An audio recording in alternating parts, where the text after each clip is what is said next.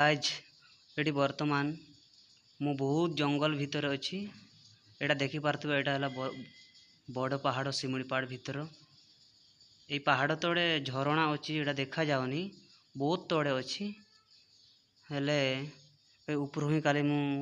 Camera करिछि देखी पार्थिबे पहाड़टा केते बड़ होइछि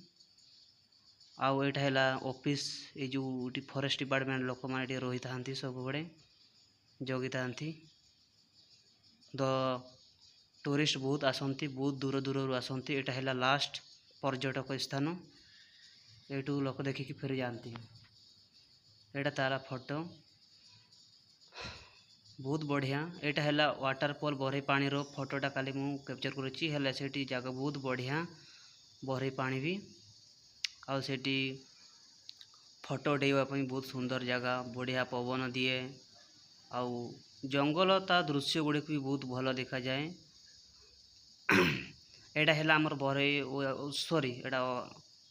उसकी वाटरफॉल के छोट अच्छी पानी गुड़ा टी गड़िया देखा जाउची कहीं ना ऊपर चाष हो जाती बोधे से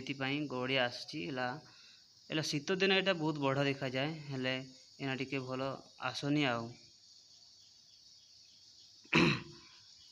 आपण माने भी दिने बोलिकी आसो ये आपड़ा केमते लागुछि ए भिडियोटी को आपण माननकु भल लागुतले सब्सक्राइब लाइक कर दियंतु।